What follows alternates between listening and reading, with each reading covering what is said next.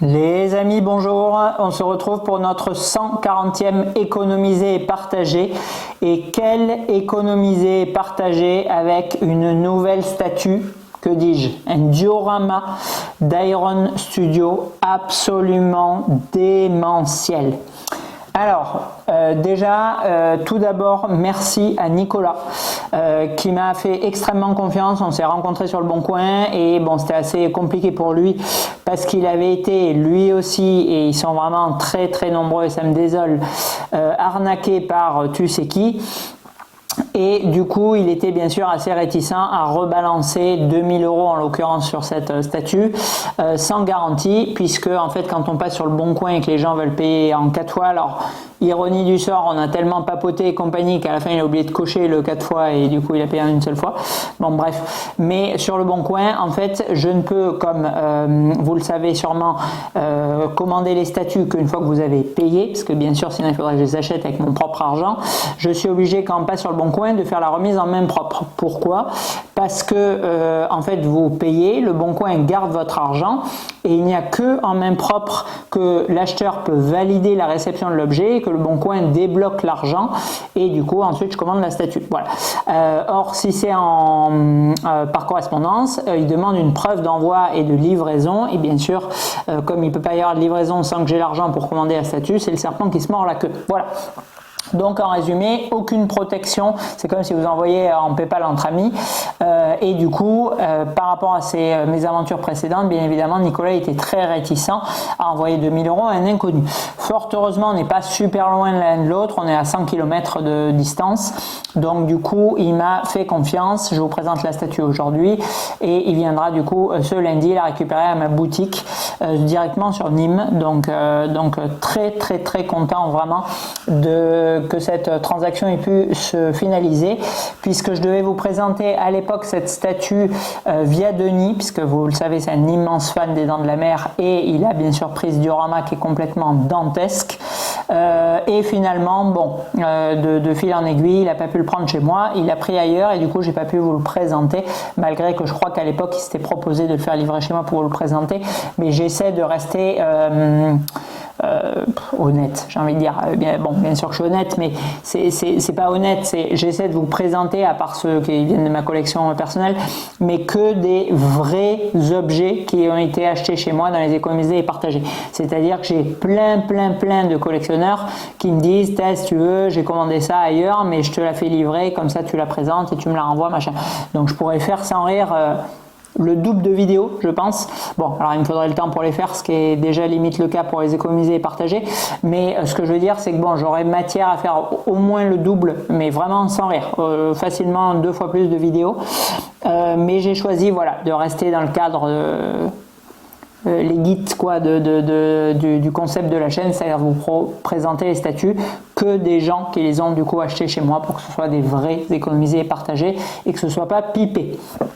Voilà, alors qu'est-ce qu'on voit aujourd'hui? On voit un diorama qui a plusieurs années, un diorama qui est fait par le fabricant numéro 1 de diorama, je pense, Iron Studio, un diorama qui est limité à 200 exemplaires tirés bien évidemment des Dents de la Mer, et un diorama qui est en économisé et partagé à la place des 3500 € qui étaient requis d'origine pour ce produit, qui est à 2000 € en économisé et partagé. Et je vous le dis d'entrée, ce diorama est une bip de tuerie pour l'argent que ça requiert. On a un truc de folie.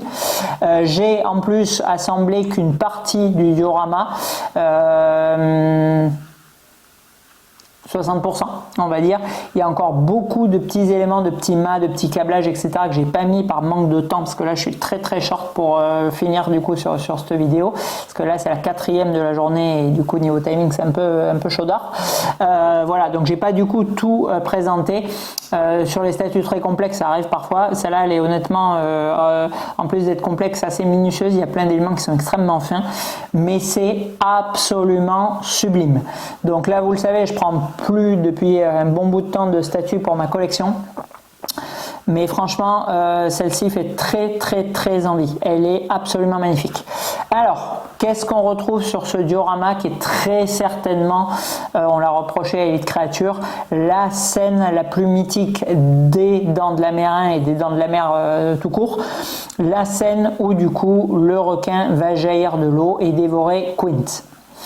Alors, on retrouve un socle rectangulaire, un socle effet satiné qui est très joli, avec sur la face avant l'inscription, je vérifie que je ne dise pas des bêtises, Jaws. On a ensuite une résine translucide du plus bel effet, au moins aussi belle que celle que nous vous fournit Primon Studio, symbolisant du coup les vagues de l'océan et des morceaux d'écume qui ressortent du socle. Donc déjà, chose que j'aime énormément chez les fabricants quand ils le font, les éléments de la base, donc en l'occurrence là la mer, sort de la surface du socle. Ça c'est déjà trop beau et de manière complètement asymétrique. Franchement, c'est magnifique. Ensuite, on a sur la partie arrière, je vous le zoomerai, un morceau du coup de l'embarcation avec le panneau Orca, le nom du bateau de Quint. Et ensuite, le requin qui jaillit du coup de l'océan et qui va venir dévorer vivant le pauvre Quint, qui est bien évidemment aussi sur le bateau.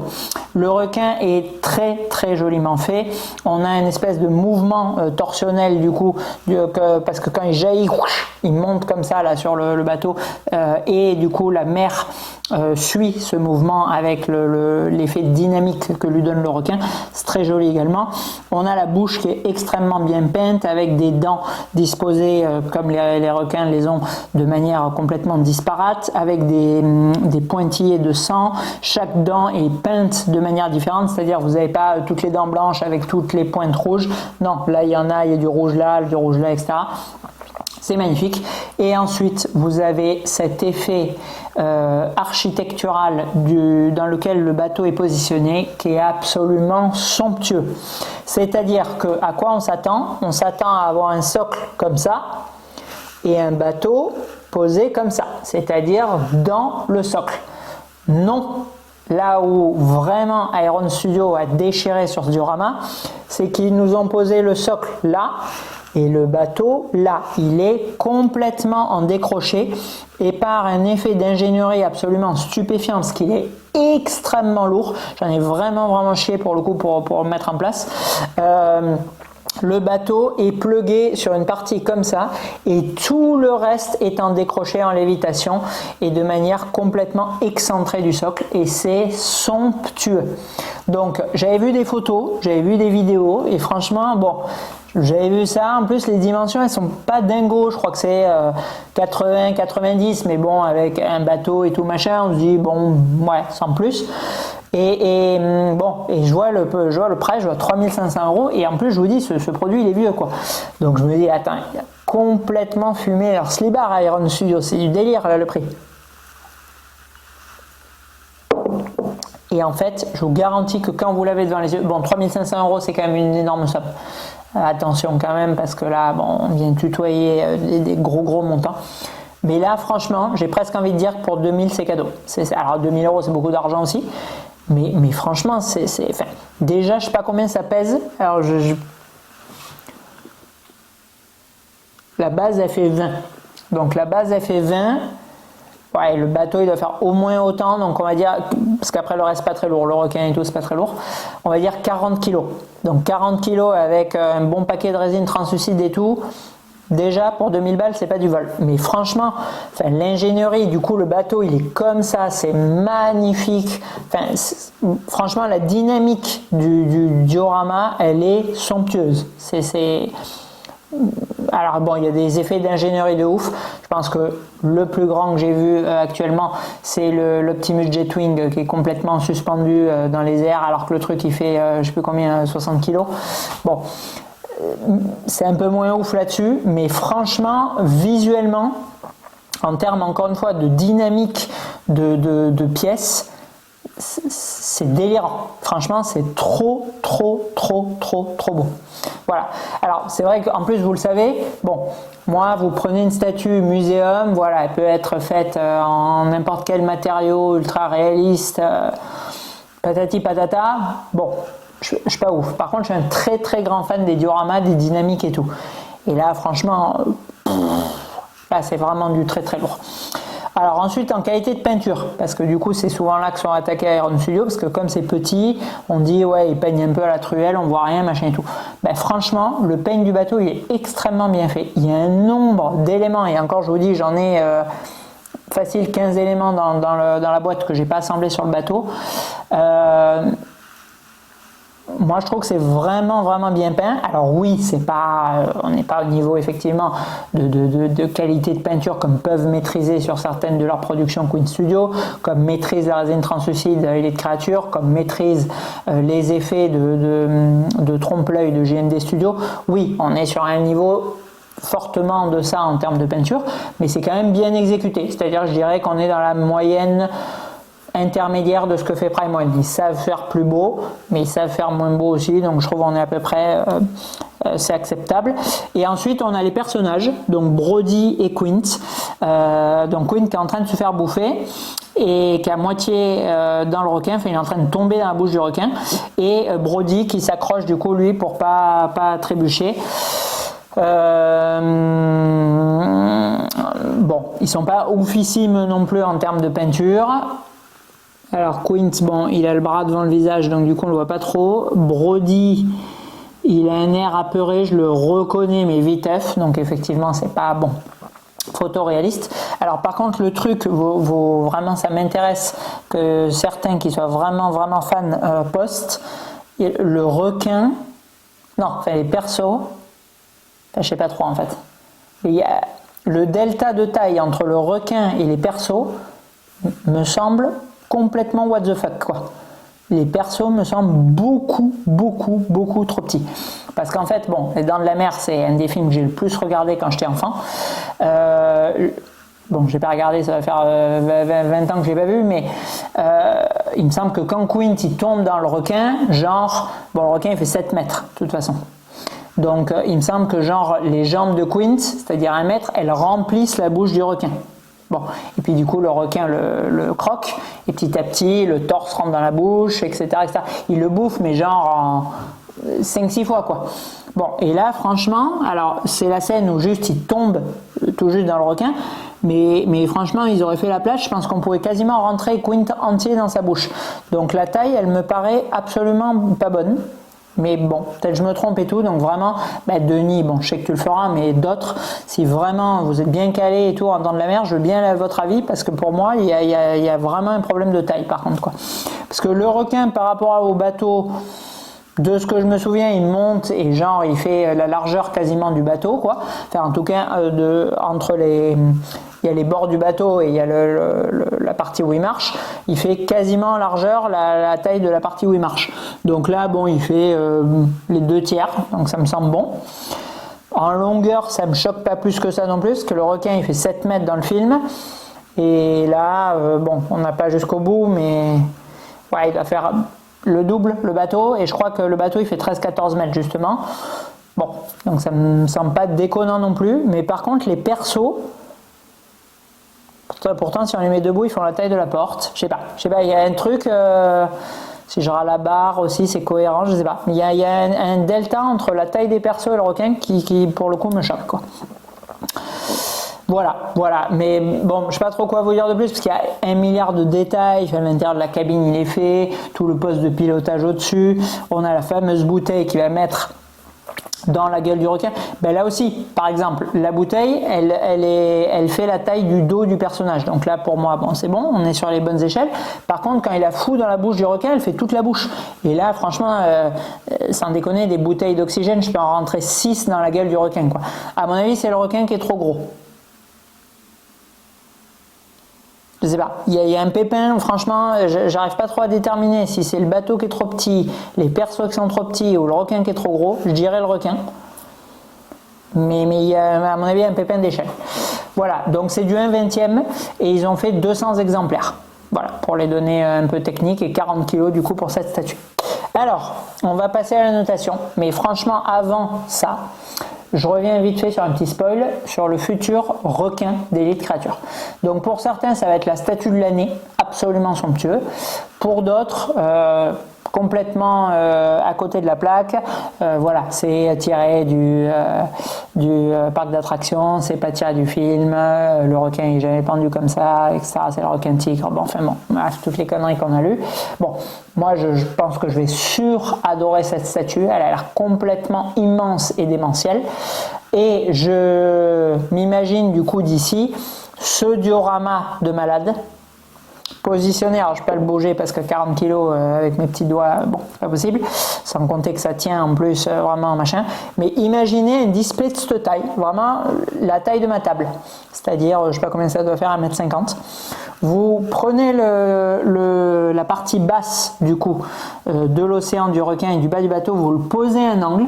Vous avez du coup tout le bateau comme ça, comme c'est là quoi, avec juste ici un espace, puisque là en fait, je ne sais pas si vous voyez, il reste ça. Là j'ai zoomé, donc vous ne voyez pas, mais il reste ça au bord de la table. Donc du coup vous le décentrez un peu, vous le décentrez complètement, même vous le collez du coup au côté gauche du display. Et là, vous avez du coup la partie visible et peu d'éléments, puisque le gros du visu de la pièce il se concentre ici. Vous mettez complètement en verticalité, donc en opposition à celle-là, qui est une pièce excessivement horizontale bien sûr, vous mettez le requin. Et là, vous avez un display, mais de malade mental sur Jaws, à mon avis. Donc, alors... L'autre possibilité est faisable, c'est-à-dire vous pouvez prendre le requin, le serrer au fond et vous mettez du coup les créatures devant. Alors ça peut avoir son intérêt, pourquoi? Parce que bien sûr comme le requin est pendu à l'envers, bon on va regarder principalement la tête et tout, et c'est vrai que si vous la mettez là en dessous, la tête elle va être un peu masquée par la proue du bateau. Bon, donc pourquoi pas faire l'inverse, et en plus bon comme c'est pas excessivement bien peint, vous avez du coup en arrière-plan du coup le diorama. Pourquoi pas? Maintenant c'est petit, donc bon, à voir et tout, à voir si vous voyez quand même ce qui se passe, si c'est un peu en profondeur sur le display. Ou après, troisième possibilité, mais là il faut une surface d'exposition de Jobard intégrale. Vous tournez à 45 degrés le display et du coup vous voyez plus ou moins comme ça là en contre-plongée arrière le diorama et vous posez du coup le requin à côté. Voilà. Mais franchement, à réfléchir sur la disposition, mais l'assemblage de ces deux pièces ensemble, c'est insane. À mon avis, franchement, là, il n'y a pas besoin de plus. Vous prenez ces deux réalisations d'Iron Studio et d'Elite Creature, vous les collez ensemble, vous avez le diorama intégral, intersidéral, le display de ouf complet sur les Dents de la Mer. Franchement, il n'y a pas besoin d'aller chercher d'autres pièces, machin. Oui, j'espère que Elite Creature, ils feront un autre requin dans l'eau, machin. Bon, alors après, voilà, ils peuvent faire des trucs de gros niqués, Elite Creature. C'est les bestes de la résine translucide au monde. C'est sûr que voilà, ils peuvent vous faire comme ils ont fait avec le Jason. Ils peuvent vous faire un requin à moitié dans l'eau, en train de bouffer une nana avec du sang qui vient teinter la résine translucide. Enfin, ils peuvent faire des trucs d'allumé complet, Elite Creature. Mais malgré tout, voilà, cette opposition vraiment de ces deux pièces ultra typiques, parce que l'Elite Creature elle va l'être aussi bien sûr, avec l'une complètement en verticalité et ce diorama complètement en horizontalité, franchement l'association des deux, à mon avis elle est détonnante. Allez, on va passer du coup à la conclusion et aux notations, parce qu'il faut vraiment que je finisse la vidéo. Donc, en rendu global, je veux rien savoir, je suis estomaqué par cette pièce, elle est complètement insane, 19 sur 20 en rendu global, franchement c'est de la folie quoi, enfin 40 kg, 1 mètre, un bateau complètement en lévitation posé sur un pauvre plug au bout d'un socle avec de la résine translucide et un requin qui jaillit, enfin c'est l'effet waouh assuré pour n'importe qui rate cette pièce. Bon, en plus moi je suis très fan des Dents de la Mer. Bon, vous n'êtes pas fan, vous allez dire 17 si vous voulez quoi, mais franchement c'est de la folie, c'est de la folie cette pièce. Réalisme et fidélité. Alors encore une fois pour moi il y a un problème de disproportion du requin qui je pense est trop gros. Après ils ont quand même apporté énormément de détails sur l'intégralité de la pièce. beaucoup de petits objets, de petits trucs et tout qui viennent énormément renforcer l'immersion dans la scène. Le requin est extrêmement bien peint, l'océan magnifique aussi, le panneau Orca, le bidon, enfin le socle. Franchement, c'est vraiment du très beau niveau, 17 sur 20 en réalisme et fidélité. C'est vraiment la meilleure scène des Dents de la Mer et c'est très bien retranscrit. En rapport qualité-prix. Alors, si j'avais dû noter cette pièce à 3500 €, j'aurais mis 14. Parce qu'on a quand même un sacré truc de malade avec 200 exemplaires au monde et une licence, bon, c'est pas Star Wars en popularité, mais franchement, on est sur le cinéma mythique des années 80. Maintenant, bon, 3500 boules, ça reste du 1/20e, c'est quand même un peu chéros si on prend les données techniques. Là, par contre, on a cette statue, parce qu'elle est méconnue, qui est soldée à 2000 €. Donc à 2000 €, enfin là, franchement, j'ai envie de mettre 19 aussi. Je vais mettre 18 sur 20 pour pas péter les plombs et tout dans mon engouement et dans la subjectivité. Mais franchement, enfin, allez me trouver quelque chose à 2000 € qui soit aussi iconique que ça, qui soit un diorama, qui fasse 40 kg, où il y ait de la résine translucide et vous avez un tel effet waouh. Enfin, franchement, j'ai un effet qui est similaire au diorama Prime One Studio qu'on voyait ensemble à 3000 €, quoi. Donc là, à 2000, enfin. Et puis c'est les Dents de la Mer, quoi. C'est le ciné authentique des années 80 à son paroxysme, quoi. Enfin, à part Star Wars, même Terminator, Predator, c'est plus récent. Enfin, là on est sur un monstre en objet gralesque du cinéma. 18 sur 20 en rapport qualité-prix. Franchement, c'est de la tuerie. En note globale, c'est sûrement pas objectif, c'est voilà, sur le coup de l'émotion, machin, 18 sur 20 en note globale. Franchement, j'adore cette pièce, c'est magnifique, c'est vraiment de la tuerie, quoi. Allez, un immense merci vraiment à Nicolas de m'avoir permis de voir ça. Un très grand merci pour tous les gens qui me font confiance, tous les gens qui payent sans protection, tous les gens voilà, qui permettent aussi de faire vivre la chaîne et tout, et qui me permettent, pour mon plus grand bonheur, de découvrir des statues comme ça. C'est absolument ouf. Merci beaucoup à Nicolas, je le remercierai en plus en main propre quand il viendra lundi chercher son diorama, et je pense qu'il va être absolument conquis. Allez, on finit du coup pour aujourd'hui les vidéos. On se retrouve prochainement avec une deuxième salve de statues à voir ensemble. Merci à vous. À bientôt.